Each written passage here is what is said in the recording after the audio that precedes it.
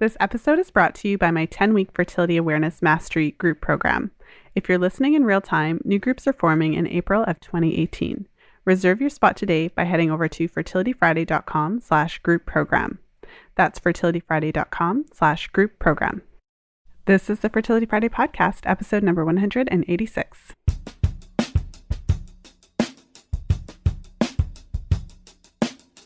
Welcome to the 186th episode of the Fertility Friday podcast. Thank you for joining me today. I'm Lisa from fertilityfriday.com, and this is your source for information about the fertility awareness method and all things fertility.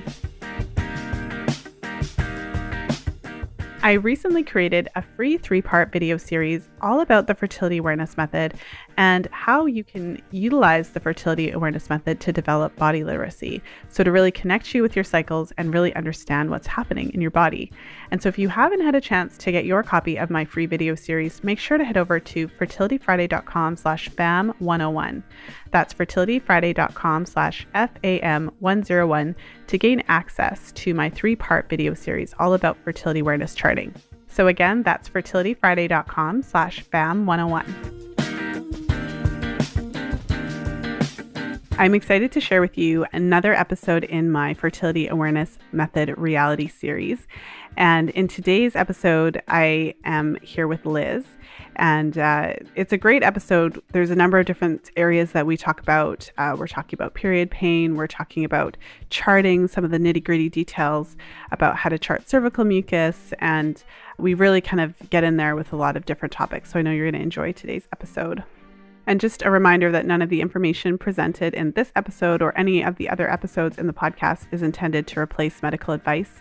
You'll always get the best results when you're working with a skilled practitioner, so functional doctor, naturopath, acupuncturist, whatever the case is, but you'll always get the best results when you're working with a professional. And all of the clients that I work with have a team of professionals that they're working with. So all of the clients that I work with have a medical doctor that they're working with and often also have a functional practitioner and variety of other practitioners that they're working with to support them with any challenges that come up. So without further ado, let's jump into today's episode with Liz. And today I'm excited to welcome my guest, Liz, to the show. Liz is a part of my most recent fertility awareness group program. She is in the birth control group, and I'm very happy to have her here with me today on the show. So welcome to the show, Liz. Well, thank you for having me. Well, I'm really excited. And it's kind of like a double session because last night, so the day before we recorded this, you were in the hot seat. Mm-hmm. And fortunately, we had a lot to talk about. So I feel like it's really good. I feel good that we were able to actually kind of continue our discussion from last night in today's session. So I think it worked out well. Yeah, we'll just keep it going. For sure. Well, I thought I typically like to start just by giving you an opportunity to introduce yourself to the audience. So I'd love for you to start by sharing a little bit just about your reproductive menstrual cycle history, maybe when you first got your period. You can share a little bit about what those were like, and then if you've used hormonal contraception, what your history is with hormonal contraceptives. Okay. So I got my period around the age, I think 13 and a half. And then I wasn't on like birth control right away. However, I would get like horrific cramps. I would be like laying between the toilet and the bathtub and in just like so much pain. And that kind of like just like continued. And then finally, I think it was like in high school, I was just like, I can't keep doing this. So I went to the gynecologist and then was put on birth control, of course, because that's how we get rid of cramps. And then was on birth control. It was like the pill. I don't really remember what brand it was for a little while. And then I think in college, I switched to the NuvaRing. And then after college, I was just kind of like, I wanted to come off of it. I never really liked the idea of being on it. And then I was off of it probably for like 4 or 5 years. And during that time, so the pill helped me with like my cramps and stuff like that. I would still get a little bit, like I definitely always felt it, but they weren't like debilitating. Can't use that word. And then I was put on So yeah, 4 or 5 years. And then my cramps started to get really bad again. And I was missing days of work. And it's kind of one of those things that like, if I'm able to grab aspirin during like a certain time frame, then it helps. But if I miss that time frame, I'm like done for. So then I went back to my doctor. And again, she gave me options for the birth control. So I tried the Nexplanon, which is the little rod that goes in your arm. And I ended up having my period more than I didn't have it. So it was really frustrating. And then, they say give it 6 months try. So I went for 8 months with it. And then, I was just like, all right, this thing needs to come out. And then I did the NuvaRing for like 2 cycles. And then after that, I was just like, I want off of this stuff. Like, I want to figure this stuff out for myself. Just thinking also like down the line, I'd also started that cramps aren't normal. Like, you shouldn't be getting cramps. So I knew that there was something going on that I wanted to take care of. And then, so I've been off of it. And then luckily I found this podcast and I started listening to it and it got me excited. And I feel like I've been learning so much and can really now, start trying to figure out with like these cramps. And on November I had like the most horrible cramps. It was like on Thanksgiving and it like took me out for 3 days. I just like felt like I'd gone through war. I was like exhausted and just, it was really bad. So after that, I was like, okay, priority is figuring this out. And I wanted to try something different besides just going back to the doctors. So even in our session last night and as I was going through your health information form and everything, it's concerning because as I said in our session yesterday, as I was going through your form, I'm pretty sure one of the things you said was that when you were a teenager and you were having these cramps, you would be laying on the bathroom floor feeling like the pain was so bad that you wanted to die. Oh, yeah. Like even on Thanksgiving when I had it in November, like the pain is so intense that I'm like, if I die right now, like I would be okay with it because I'm in so much pain. Like, make this stop. And that's so horrible. Like, it's so horrible. I think it's important for the listeners to hear that. I feel like as women, we need to start talking about what this feels like and how bad it is. As you know that I've experienced painful cramps, and your experience and the way you describe it is kind of, it takes that even to a higher level. So, I mean, we talked about this a little bit last night. Curious though, so now you started doing acupuncture. Was that a recent development or had you tried acupuncture in the past?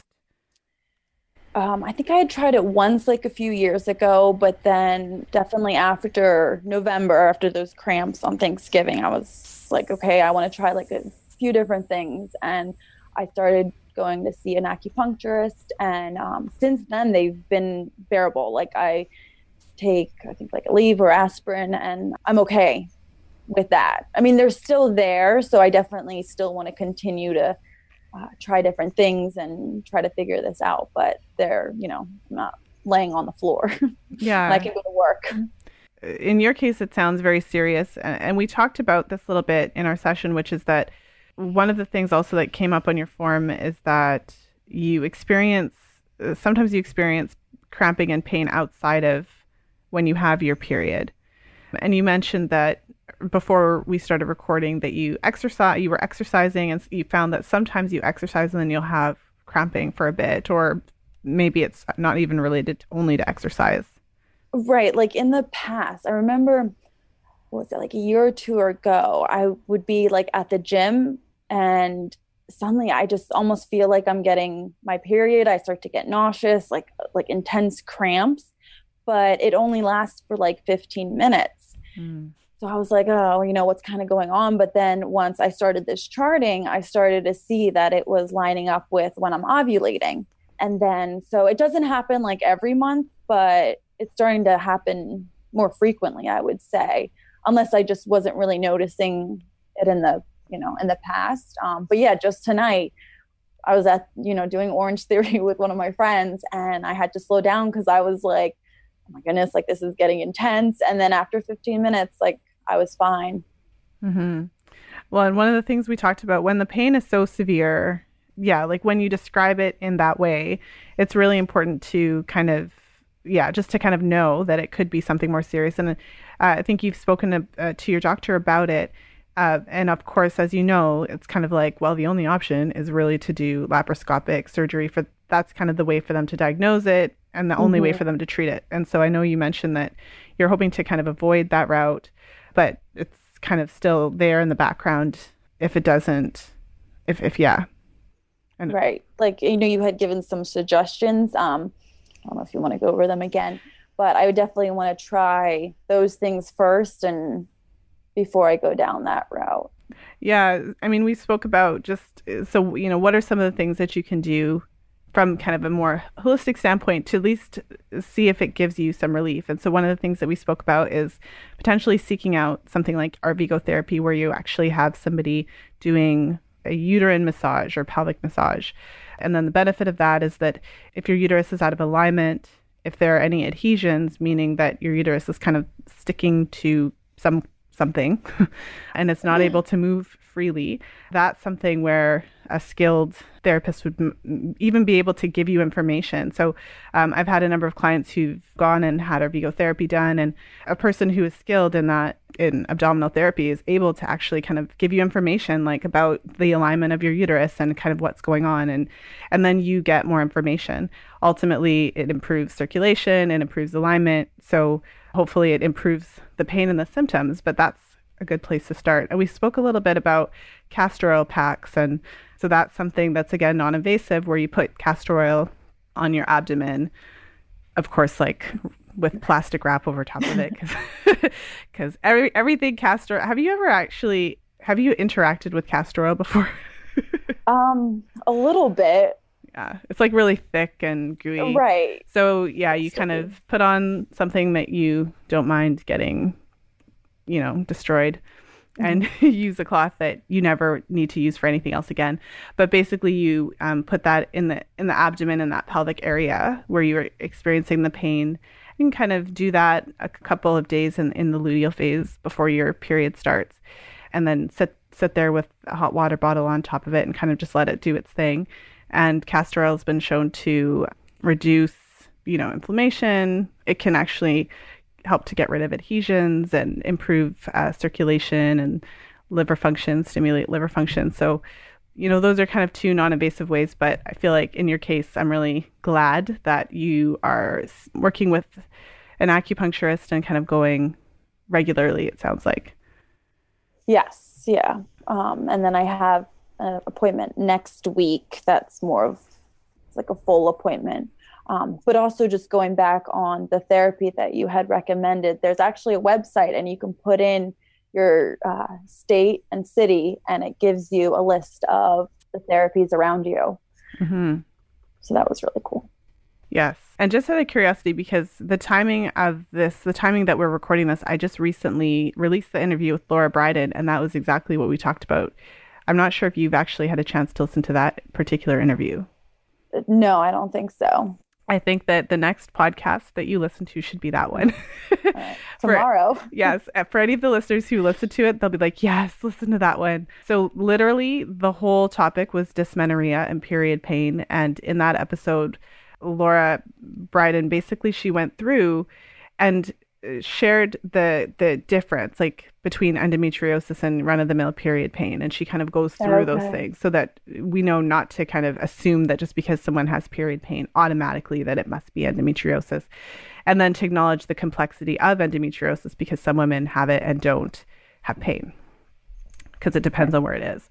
So lots of good information in there. I know that's something that we were chit-chatting about before we jumped into the call, but just so I can get a sense from you, we talked about a bunch of stuff yesterday. Now that we have an opportunity to kind of have a second session so quickly after it, what are the topics that you want to make sure that we talk about in our session today? I mean, we discussed my temperature and then maybe just going over the mucus. Like, I feel like when, I guess your ideal chart, like you have those dry days, but are those dry days supposed to be like dry days? Mm-hmm. Yeah, so that's a really good question. And so what I notice as I look at your chart, so of course listeners can't see the chart, I think we just really did talk about mucus yesterday, so I think it's a good place to start. Mhm. As we were focusing on the temps, and of course with the period pain, I jumped on that because I don't want any woman to have to be on the floor crying and wanting to die. That's just not it's not a way to live, Liz. No. I've been there. It's horrible. Oh my gosh. Okay, moving on. So I noticed that you have some observations here. So it looks like there are a couple of days. So just kind of walk me through. It looks like there's a couple of days where, you're wiping, it's dry, but the tissue itself is a little bit wet. Right. So is that something and then this is kind of like chart number one-ish. I said this yesterday. My chart is a hot mess. Your chart is beautiful. It's wonderful. As I mentioned in our session, so now the listeners can hear for their benefit. But yeah, we don't do chart shaming here. Charts don't need to be perfect. And with every chart, you start putting the mucus in, and then you kind of then the next chart you kind of add another thing, and eventually it's good. It's great. So let's say on these days here, because it looks like in this chart. It actually looks like you probably just ovulated. That's what I was saying with those tonight with the pain. Yeah. It's like my body just loves cramps. That's interesting. And well, so there was after our session, I sent out a summary, and I know I put I had a recommended podcast list to listen to in there, and there was a lot of them. So I definitely would suggest for you to listen to the one with Laura Bryden, as we talked about. There's another episode that I think you would be very interested to listen to with Rachel Eyre. Okay. And I think that is episode number 67, I think. So when you say that you're experiencing pain around the time of ovulation, it makes me think of that episode, because in that episode, Rachel described kind of the wonder of the uterus and what it can do. And so when you ovulate, your egg is released from your ovary, but it's released into your abdominal cavity. So it's kind of like poofed into like Never Never Land. And then your fimbriae, so at the end of your fallopian tubes that are attached to your uterus, the audience can't see. I'm like, my hands are the fallopian tubes right now. Very visual person. I have to like act it out. So your fimbriae actually grab the egg, essentially. So your egg is released into the abdominal cavity, and your fimbriae actually so your uterus is actively involved in the collection of the egg. And she gave a really interesting example where, because one of the aspects of the work that she does is fertility massage therapy, which is, it has similarities to our Vigo therapy and these different abdominal modalities.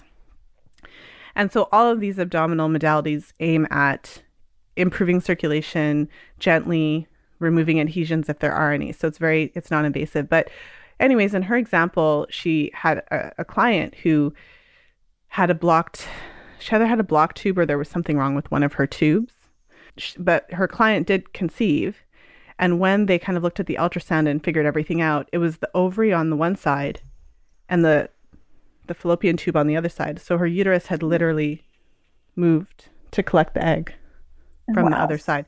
So the reason that I'm sharing this with you now is because I don't know, right? But if you think about what I'm saying to you, it would mean that your uterus would have to have some sort of mobility around that time. And if there's something that could be pulling or, something like that, that's kind of inhibiting the movement, if you continue to have this pain around ovulation, I don't know that is, but it could be related to something like that, right? Like just from a physical kind of our standpoint. That would make sense. Yeah. And so if you end up if you end up having a consult with our Vigo practitioner in your area and you kind of hit it off, that's something that you could certainly ask about, because she would be able to actually give you more information about if that could be happening, or what she feels like, if your fallopian tubes are in the right place, or if she's feeling like there's some resistance when she's trying to maneuver and manipulate your abdomen. Yeah. So back to the mucus. So yeah, it looks like you ovulated because we have a pretty consistent temperature pattern here. And it's just today that we see a temp that's higher than all the others. So then I guess this has always been like one of my questions is, my temperatures like go up, down, up, up, up, down, up. Is that's I mean, quotes here, normal, like typical? Well, yeah, like I see a lot of charts. Temperature is something that is variable. There's a lot of different situations that can affect the temperature, many. As we talked about quite a bit in the group, my suggestion is always to take really accurate notes. So, the first thing is we talked about accurate temperature taking. So, you're holding the thermometer in place long enough and taking your temperature before you get out of bed. So that's kind of like the first part. But then the second part is to kind of have a good awareness of what could be affecting the temperature and even have kind of an eye out to see if there's maybe something that affects your temperature, because of course everyone's a little different. So some of the big ones, if you get up a little bit later, usually a little bit later wouldn't make that big of a difference. But say if you sleep in quite a few hours, it doesn't mean don't sleep in, but it just means note it on your chart. Also, alcohol, like if you have a drink the night before, a high percentage of women notice that kind of messes up the temp. And that's, again, like you just kind of, once you know that, then you just write like drink alcohol on your chart. Allergies, seasonal allergies, I've seen food sensitivities. If you're sensitive to something, I've seen that kind of affect it. So in this case, so when I look at your chart, so just so that the listeners have at least some vague sense, Liz, we're on day 20 of your chart. Mm-hmm. So based on what I'm seeing here, like today is the first day the temperature goes up. So we can't confirm ovulation officially, but within the next 3 days, we'd have a pretty good idea. So I would anticipate that if we look at your chart the next 3 days, just based on what I'm seeing here, it's likely that you did. And if you did, your temp's going to stay up. And when I'm looking over here, there's a couple of temperatures that are kind of high. And let's see what you wrote on these days. You wrote that you took your temperature at 9 on this day. Is that a bit later than you usually take it? Yes. So I usually take it, and that was going to be another question, is when you say a little bit, is that like a half an hour difference is usually okay, or like an hour? Well, and so this is where my advice may differ from some of the different resources, but frankly, I just think we all have to live our lives. So ideally, in kind of like the best case scenario, in order to get an accurate temperature, what you're measuring is your basal metabolic rate. So you're measuring your body's resting temperature. So in order to get an accurate reading, ideally, you're going to have at least 5 hours of uninterrupted sleep. And so that actually allows your body to get to that resting state. And with that, so at least 5 hours of uninterrupted sleep, and then taking your temperature first thing, and then within around about the same time. So I suppose within an hour or two. But with that being said, if you get up, I have a lot of clients that sleep in on the weekends. That's okay. Really, what it comes down to is that, so for instance, in the next time we have a hot seat, and then in our next consult together, let's say we have a consult together in 2 weeks. So by the time 2 weeks passes, this chart is going to be finished and we'll be into the next chart. And so what we're going to do is we're going to look at the whole chart together and kind of go through it and assess it.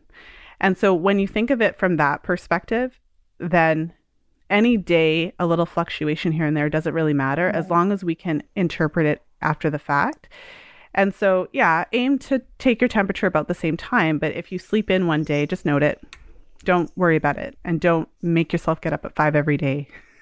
Okay. It's just not part of my belief system. Right. No, I like it. It's just not that serious. I mean, it's kind of like, know what the best case scenario is, but we're human beings, and there's going to be days where we get up a little later or earlier or have a rough night of sleep. And we just need to know what to do when that kind of stuff comes up. Okay. That's good to know. Yeah. Yeah. Because I think that charting has to fit into our lives, or else we're not going to do it. Right. Exactly. Yeah. Okay. So then what we're seeing here before ovulation is a lot of days without any mucus.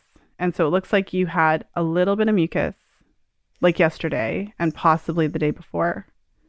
Yes. So, okay. So here's another question. I guess so then when we chart, you can do either dry, and then you can choose like a dry mucus selection or like non-peak or peak mucus.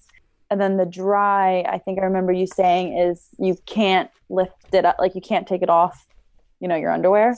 Yeah. And then the peak mucus you can. So then like for the pasty, you could take it off, but not really.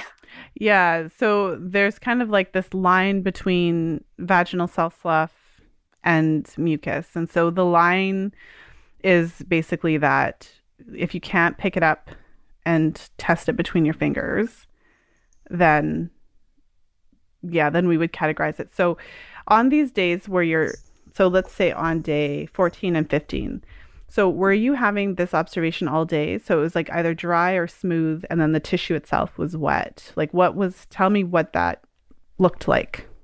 It was definitely, so like on day 14, definitely like smooth all day. And then that observation probably happened like a couple times. Okay. Yeah, I very rarely have a dry. I think I said today was like my first day that I had a dry day. Okay. And so and your check, so the observational routine, like have you been finding it okay to check like before and after you go to the bathroom throughout the day? Like how are you doing with all of the wiping? I'm definitely getting better and better. Usually pretty good like when I'm at home and in the morning, but then I'm a teacher, so right. Like you hold it until you have to go really bad, and then the thought of having to wait a couple more seconds, sometimes I don't, but then I check after. It's funny because I never really thought of that, and then this particular round, this group, I've had several teachers who've told me the same thing, and I was like, oh my goodness, I never thought of that, because you can't leave the kids. Right. Yeah, so that complicates things. So yeah, but it sounds like you're checking. So basically the marker is if you're following the routine, you're checking many times throughout the day. So you're checking before and after you go to the bathroom every time. So if you're anything like me, I go to the bathroom at least 4 times a day. And then if you check first thing that you when you wake up, and you check before you go to bed, then you're checking like 10 times. Because then each time is twice, because you check before and after. So if you check all day long and you are having this and like it's dry or it's smooth, but there's nothing really that you can pick up, then we consider that to be a dry day. So even if there's it's like a little kind of lotiony on the tissue, but like you literally cannot pick anything up and play with it between your fingers, then that we would consider still to be a dry day. So I think because the lotiony between the fingers that you're talking about, I mean, there's definitely sometimes like some days it's more and some days it's less, and I'm just marking all those down as dry. Well, it's not like that peak mucus, so I figured at least then I'll just do it dry. Well, so the audience or the listeners can't see this, but I've got lotion here. So it's not this much, is it? Like you can't do that. Sometimes. So if you can do this, like if you can pick it up and there's right, then that would be like non-peak. So if there's that, then yes. Okay. So the distinction is like, can you pick it up and like test it or not? Okay. Yeah. So when you're wiping and it's dry or smooth, but then there's like wetness on the tissue, like is it kind of like, is the tissue itself wet, like as if someone kind of took a water bottle and just dribbled a little water on it? Yes. I'm trying to think of like the water. Yeah. I mean, it's not like soaked or anything, but you can definitely see a wet spot. Okay. And then you're seeing that both before and after you go to the bathroom? Yes. Okay. So one of the things just to keep in mind is that, so you came off of hormonal birth control, and that was in February. So it's been a while. Yeah, it was December 2016 was when I got the Nexplanon taken out. Okay. December, January. And then 2 months on the NuvaRing, and then that was it. Yes. Okay, so it's been a little while. And have you had a pap test done lately? Yes. So I had one about 2 months ago, and it did come out abnormal. It came back negative for HPV, which was my primary doctor called to tell me that I should probably call my gynecologist. And I was like, why? Like, they said that, if you don't hear from me, everything is fine. And she's like, well, I think you should call. So of course I was having a mini heart attack for a couple of days. Because of course it was on a Friday. Of course it was. Right. You had to wait the whole weekend for the answer, naturally. And then when I called, they were like, well, how did your doctor get a hold of these results? And I was like, I don't know. But, so they said that it was abnormal, but because it was negative for HPV, they consider that normal.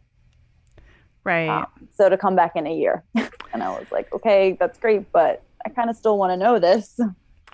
Well, yeah. And I remember we spoke a little bit about that yesterday. And so basically what we're seeing here, this pattern is consistent with abnormal cells. So basically what it is that typically when you have abnormal cells on your cervix, you'll have these observations. And I found it to be very confusing for the women who I've worked with who've been in the similar situation. So I think it's important to know that it's really common, especially when you have a history of hormonal birth control, particularly if you took it for several years, kind of like, even if you switched kinds but still. And so it's typically like you're wiping yourself and it's dry or smooth, but there's always like something there. The tissue's always a little bit wet. And so that it's almost like your cervix is trying to heal itself or something like that. I'm not sure exactly what the mechanism is, but I know how it shows up on the chart. And it shows up like this. So we spoke about a couple of things to do to support cervical health. And so I would suggest just to kind of focus on that. So basically it really depends. If you're a nerd like me, I can kind of share with you some of the research around the protocols and stuff like that. So there was 2 different studies. One study, so basically in women with abnormal cells, in one study, they gave the study group folate 5 milligrams a day for 6 months. And then the control group, I think they gave them vitamin C as a control. And then in a different study, they gave the study group 10 milligrams of folate a day for 3 months.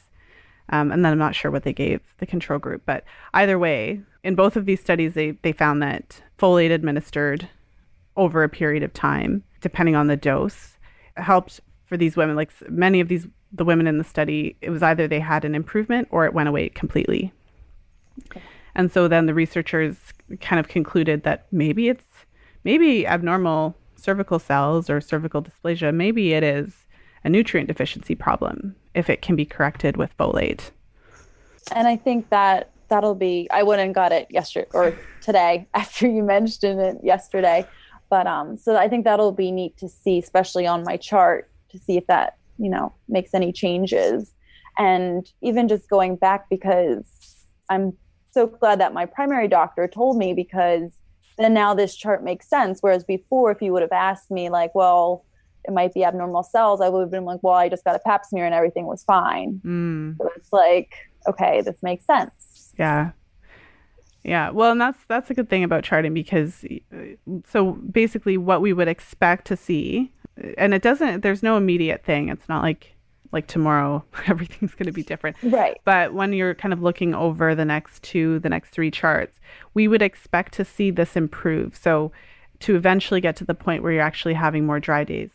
But something else I'm noticing, so have you noticed since you have been off of the hormones since February of last year.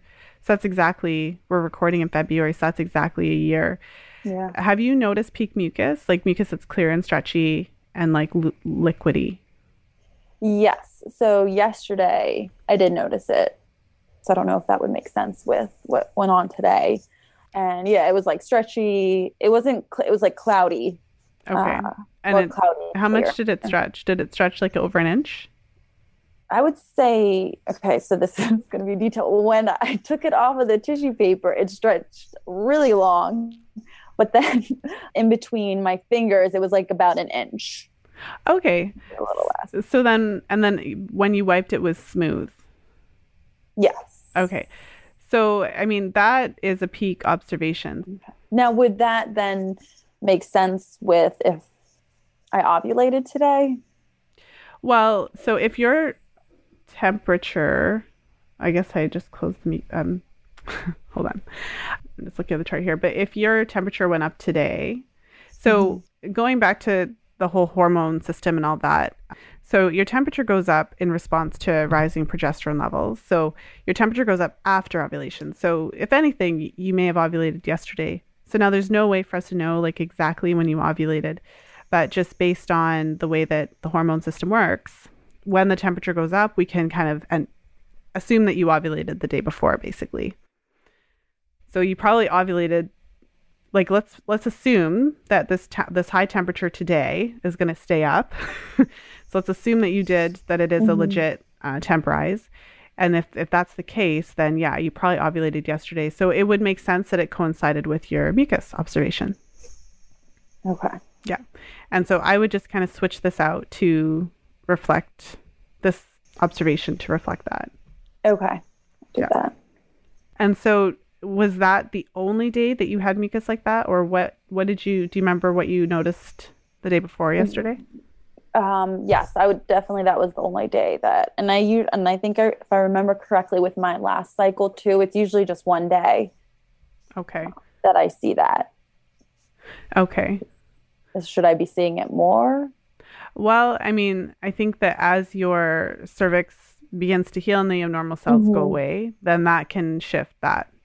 There's a lot of different factors that affect cervical mucus production. So it's been long enough off of hormonal contraceptives, I would think. So it wouldn't be like this immediate effect from it because it's been a year. Hormonal contraceptive use can affect your mucus production in the sense that when you're on it, you end up having fewer cervical crypts that are producing that clear, stretchy mucus. So it can kind of, it's not a nice thing to say, but it can kind of age your cervix. That's what the research has shown. But that typically can be improved. Like it typically kind of improves over time. It can also be affected by hormone production. And I think we spoke a little bit about it yesterday. Your temps are a little on the low side. And we talked about possibly looking into the thyroid a little bit more, working with your doctor to see what kind of tests that he's willing to do. So that can have an effect. Like if your thyroid is low, then your hormones might be low. And if your hormones are low, since your mucus is produced in response to your estrogen levels, then it's possible that if your hormone levels improve, the mucus will improve also. If that makes sense? Yes. So we have some questions that we have to look into. And then once we get some more answers, then we'll be able to see. But I would expect, like I've seen that happen before where as everything else kind of improves, the mucus production improves as well. And I love your description of when we talked about the crypts. I was trying to retell my friends about it. I'm like, they're like octopus legs. Yeah, it's really neat. It's almost like, the way I understand it is, it's almost like a big piece of skin that's folded, and so the crypts are kind of like little folds of skin in a sense that kind of extend. Yeah, it's very interesting. Yeah. The goings-ons of our cervix. So tell me just a little bit about the cervical position. I think we talked a little bit about this. So there's like two missing. It's because I couldn't find it. But it was funny because at the beginning, when you were telling us to, check your cervix and stuff, I had it like soft the whole time. And then I realized I was not checking my actual cervix. It was something else. So then I finally found it. And yeah, I don't know. This is like the first, I guess, month that I've really been checking it, and I'm not able to figure out yet if it's closed or open or. And are you squatting when you check it? Have you tried the squat? No, I haven't done the squat. I usually just bring my leg up. Yeah, that should also help. Yeah. You don't have to. There's no rules. If you have a day that you can't find it, you could try the squat to see if that helps. Okay.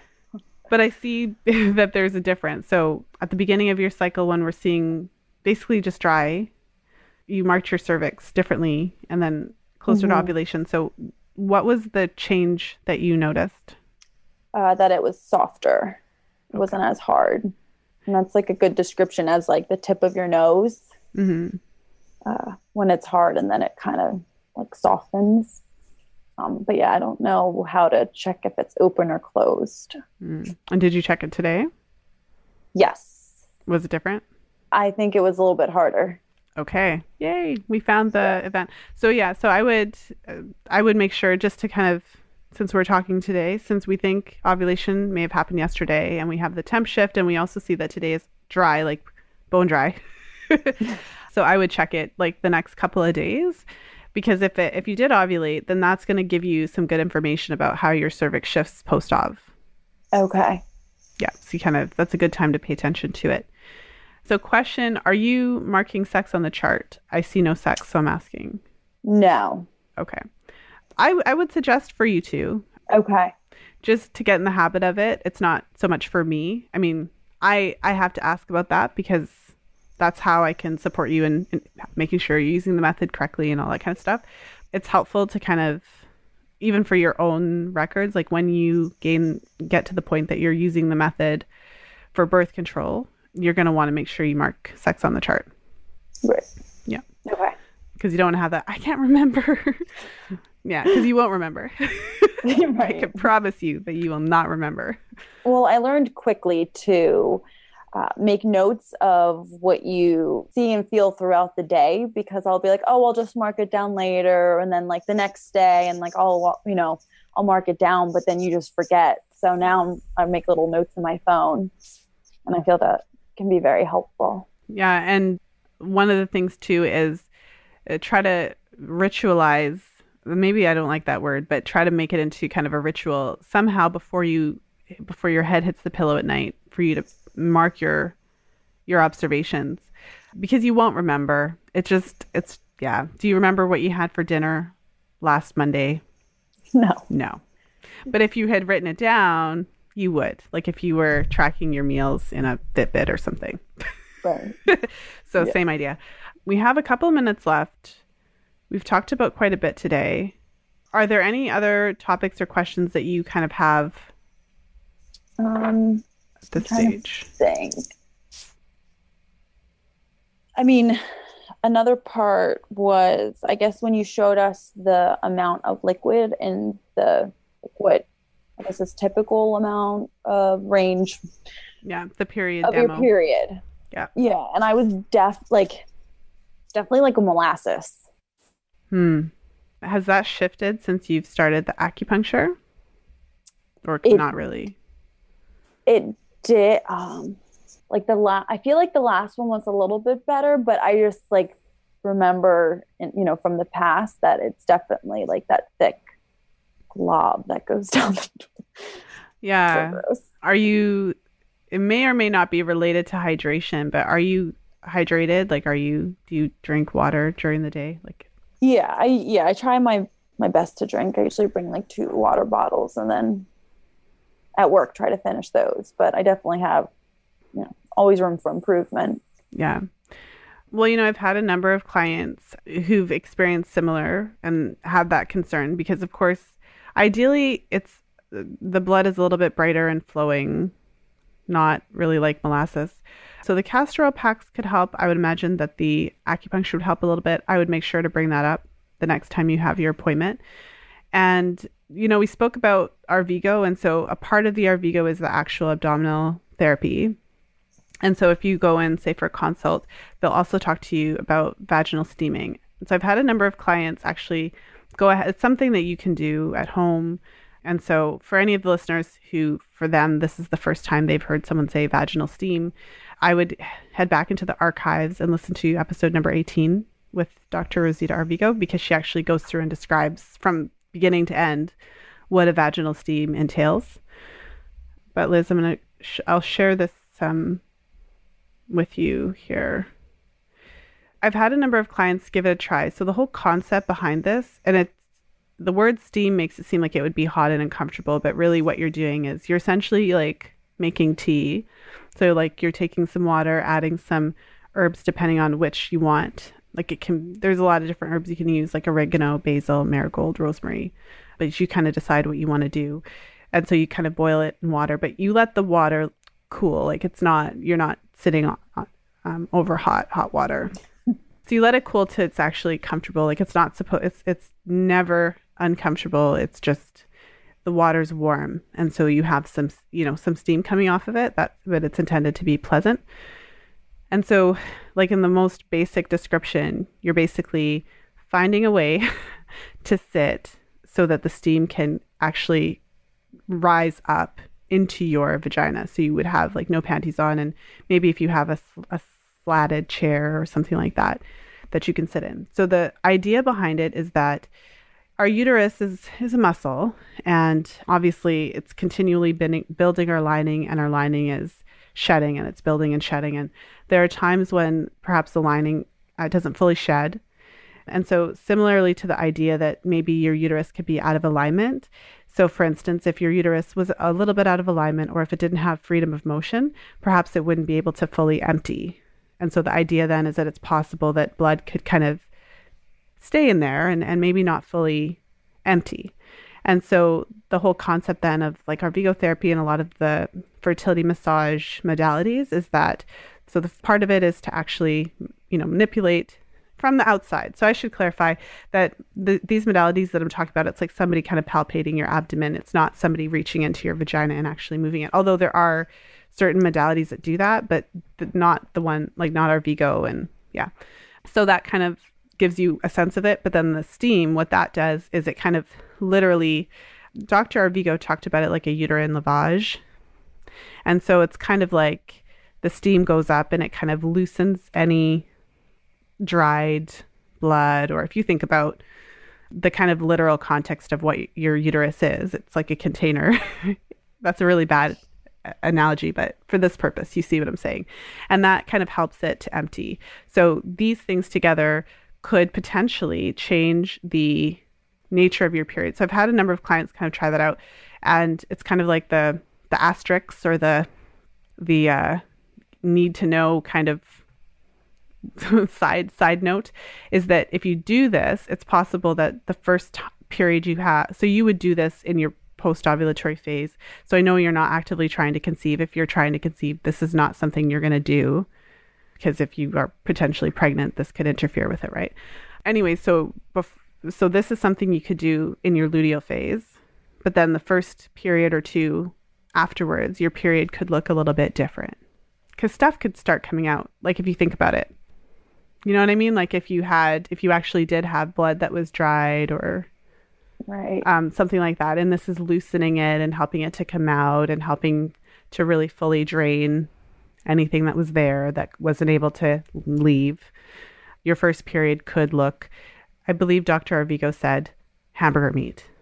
Yeah. So it could be darker in color. It could be, I mean, it might not be, but right. But then like after that kind of clears and exits, so a lot of women find that their periods might be to some extent less painful. And the clients that I've worked with who've actually done this, a lot of them will say like, wow, I've never seen my period this red before after like a couple of months of doing these different things. Like some of them have actually gone to Arvigo and had the abdominal therapy. Some of them have done a vaginal steam. And so these are kind of like the natural, non-invasive modalities, as well as like the castor oil pack that can kind of support your uterus to kind of like do what it's supposed to do, which is build a healthy lining and then shed it. Yeah, I think that would be interesting. Yeah.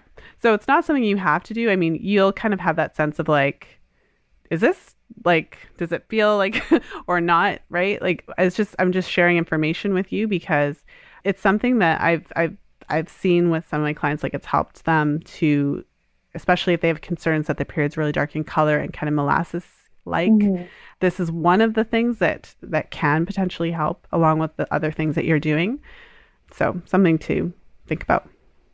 Yeah, I mean, I'm definitely open to try different things and, try it at least once. Yeah. Well, and I suppose that probably brings us to the end of our session tonight. We still have other areas to kind of look at in our next hot seat and our next session together. But yeah, just as we bring our interview to a close, what would you want to share with the listeners just about your experience in the class and what it's been like to be thrown into this world of fertility awareness? I think it's amazing. My friends are probably tired of me talking about it. Just because I feel like I wish I would have had this in like high school or college, just because you learn so much about your body. And I mean, I always joke that like when I was younger, I thought I pretty much had like a constant yeast infection. I'm like, oh no, there's a purpose to this. Like, there's a purpose you have mucus in your underwear. Um, and just that, I mean, one thing I like about our group is everyone's charts are so different. So I feel like every time, especially with the hot seats, you learn so much because there's such like a variety of the charts, and it's just been like so informative. And I'm just, yeah, I completely like check my chart and just like, and I like look forward to trying different things and seeing how that will look, especially with all this going on, to try a couple different things and then see how your chart shifts. Yeah. Well, it's definitely interesting. It's interesting kind of being in my seat because I see so many charts, as you can imagine. And it's interesting because at the very beginning of your journey, when you're getting through your first chart or your second chart, you're looking at it and really kind of dissecting it based on what you're seeing. And for me, I don't know, I think of like, well, a year from now, right? Because I've seen years of charts. And so it's hard in the moment sometimes to actually like realize that this thing that you're seeing will improve with time, right? If you're doing the things and all that. And it's hard. Sometimes I feel like it's hard to convey that. It's like, it's hard to be patient because a chart takes a month. Right. And even like if I hadn't, gotten into this or come across your podcast, then I'm just like, when it comes to that time when I do want to start trying to have kids, like what will that have looked like then?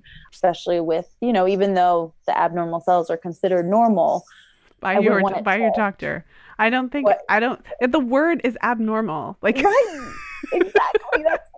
but Yeah. with that being said, I should also just put out there that often in a large percentage of cases, abnormal cells do resolve. So in all fairness, Mm-hmm.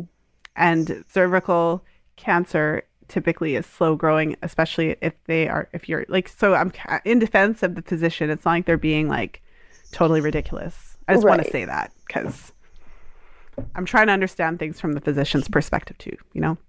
Yes. Yeah. But yeah, I just feel like I've learned so much, and especially I had read the fertility, what is it, awareness book. Mm, Oh, taking charge of your fertility before. And that was, I mean, let alone also so life informative, but then changing. just taking this course, you can actually, you're doing it. And then just, having you to come to and for like recommendations and just making sure that you're doing it right.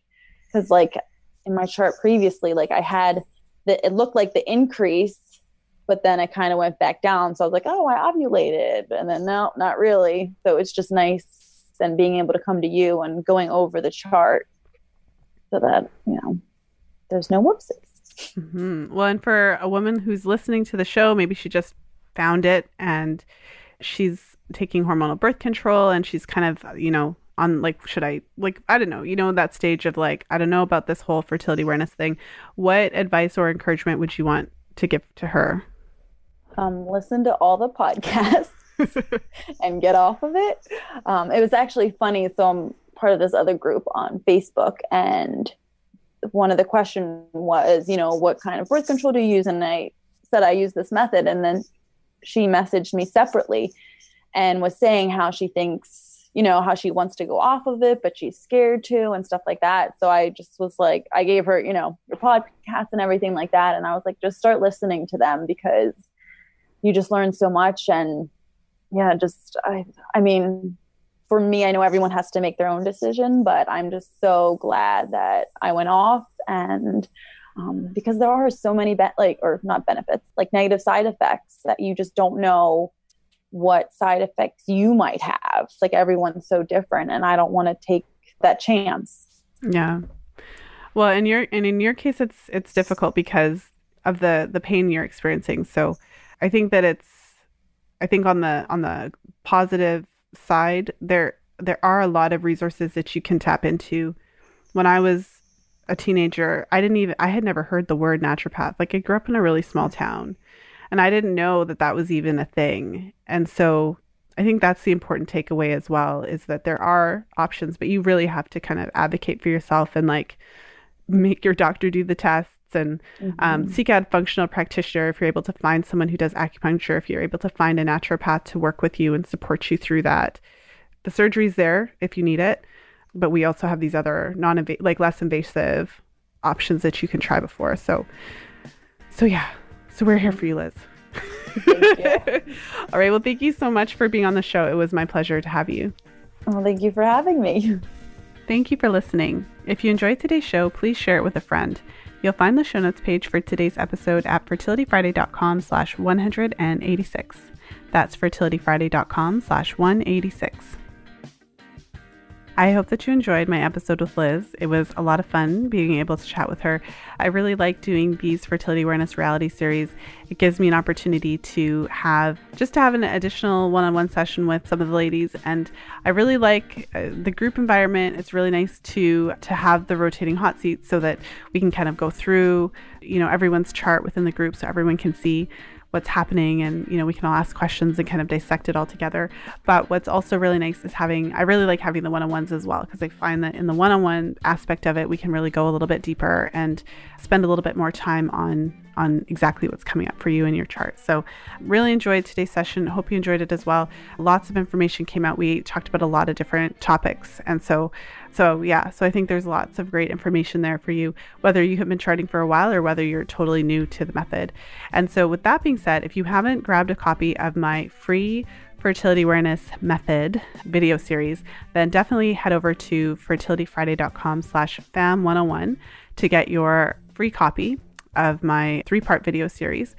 So again, that's fertilityfriday.com/fam101. And I just want to thank you for hanging out with me today, for listening to the show, for supporting the show, for sharing the show with your friends.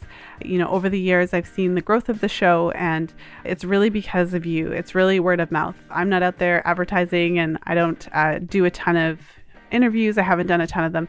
So the growth of the show is really thanks to all of you who are listening to the show and sharing it with your friends, tagging each other in posts. I see you tagging friends in different episodes, and I know that you share specific episodes with your friends if you find that they may benefit from it. And so I really, really appreciate all of you for doing that. Ultimately, my goal has always been to, I suppose, shout from the rooftops about the fertility awareness method. I don't think I have met a woman who has discovered the fertility awareness method and become passionate about it who hasn't told me that she wishes that she had been taught this as a young woman, and also the sentiment that every single woman should be taught about how their body works. So I really appreciate all of you for helping me to do that, because ultimately that's what we're doing here. We want every single woman to know about fertility awareness, not because it's the right method for everybody. Fertility awareness isn't necessarily about using it at all, but having the knowledge about your cycle and how it works is something that every woman has the right to know. So however you use that information is up to you, but at least we all need to know. So with that said, thank you so much for listening today. And as always, until next time, be well and happy charting.